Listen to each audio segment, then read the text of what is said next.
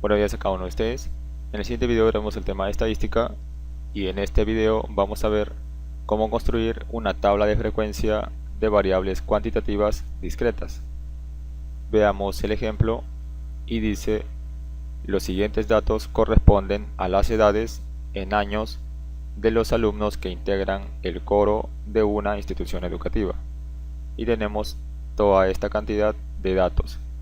Cada uno de estos datos son las edades de los alumnos. Entonces lo primero que tenemos que hacer es identificar el menor valor del dato.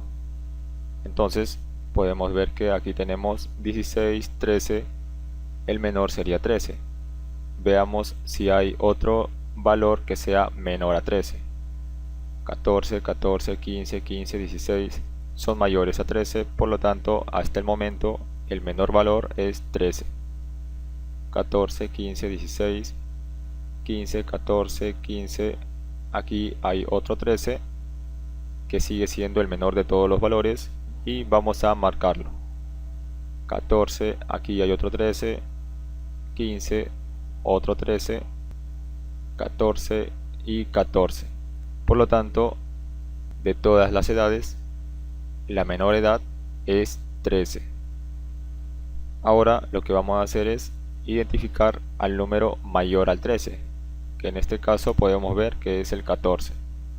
Entonces marcamos el 14 y veamos cuántos valores tienen el número 14. Aquí también hay otro 14, aquí hay otro 14, aquí hay otro, aquí otro y aquí dos más. Ahora tenemos que identificar el número mayor a 14, que pueden ver que es el 15. Entonces vamos marcando el 15, ahora de otro color. En esta parte, identificar los valores es la parte más laboriosa. Una vez que ya identifican los valores y la cantidad que se repite cada valor, luego ya podremos hacer la tabla más fácilmente.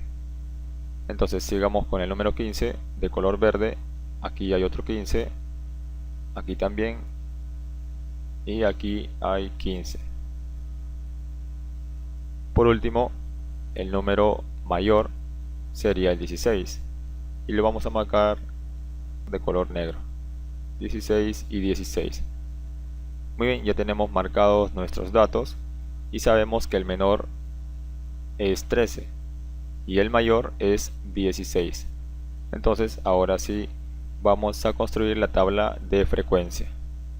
Vamos a escribir por aquí el título de nuestra tabla, la cual la vamos a llamar distribución de las edades de los 20 alumnos, ya que en total son 20 datos, 20 alumnos.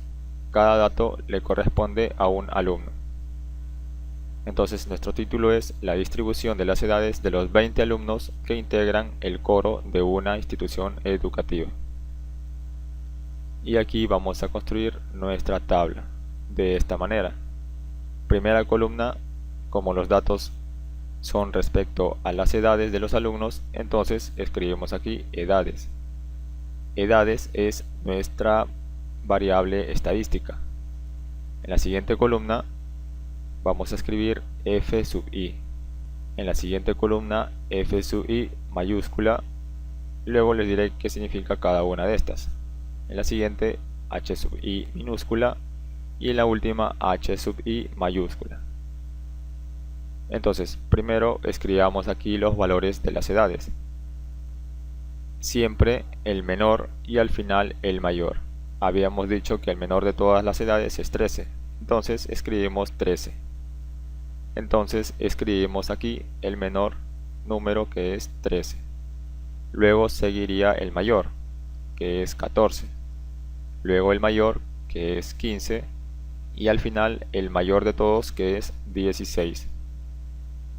Ahora sí calculemos el f sub i. ¿Y qué es el f sub i? El f sub i es la frecuencia absoluta, que en otras palabras es simplemente la cantidad de veces que aparece el valor.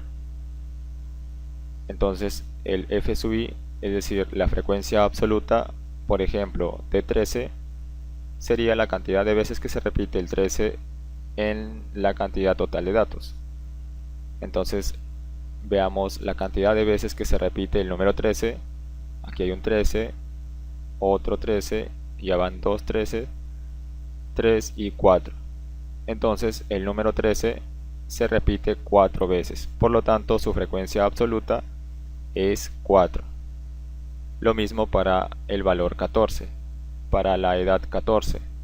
Su frecuencia absoluta es la cantidad de veces que se repite en la cantidad de datos total. Veamos cuál es su frecuencia absoluta de 14.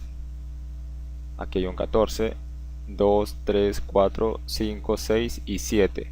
7 veces se repite el número 14. Por lo tanto, su frecuencia absoluta es 7. Lo mismo para el valor 15.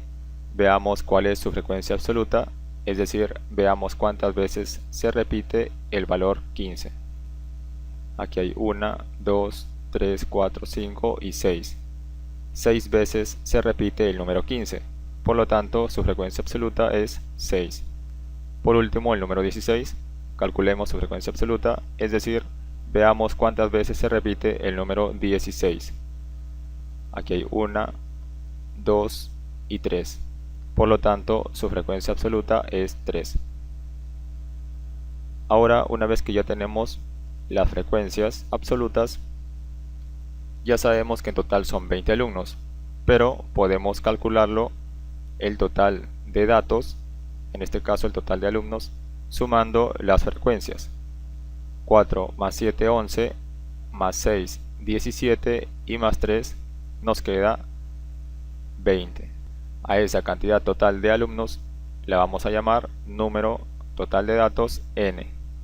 Entonces n va a ser igual a 20. 20 es el total de datos que tenemos aquí y lo hemos obtenido sumando todas las frecuencias absolutas. Ahora calculemos el f sub i mayúscula. El f sub i mayúscula es la frecuencia absoluta acumulada, que en otras palabras, como su mismo nombre lo indica, tenemos que ir acumulando sucesivamente las frecuencias absolutas. En este caso, para calcular la primera frecuencia absoluta acumulada, tendríamos que acumular solo esta frecuencia absoluta, o sea, simplemente sería 4 para esta primera frecuencia absoluta acumulada. Ahora, para la siguiente frecuencia absoluta acumulada, tenemos que acumular esta frecuencia absoluta y esta frecuencia absoluta anterior. O sea, tendríamos que sumar 4 más 7 y nos da 11. Entonces ya tenemos la frecuencia absoluta acumulada. Pero también podríamos haberlo hecho de esta manera. A la frecuencia absoluta anterior le sumamos la frecuencia absoluta. 4 más 7 también nos da 11. Entonces esta es otra forma de calcular la frecuencia absoluta acumulada. Ahora, para calcular la siguiente frecuencia absoluta acumulada, tenemos que acumular esta frecuencia absoluta más esta y más esta frecuencia absoluta. Entonces tendríamos 4 más 7, 11, más 6, 17. Pero también lo podemos hacer de la otra forma, que es más práctico. A la frecuencia absoluta acumulada anterior le sumamos la frecuencia absoluta. 11 más 6 nos queda 17. Y como pueden ver, también sale la misma cantidad. Y por último, calculemos la última frecuencia absoluta acumulada. Aquí tenemos que acumular esta frecuencia absoluta más esta y más esta. 4 más 7, 11, más 6, 17 y más 3, 20. Entonces la frecuencia absoluta acumulada es 20. Pero también lo podemos hacer de la otra forma más práctica.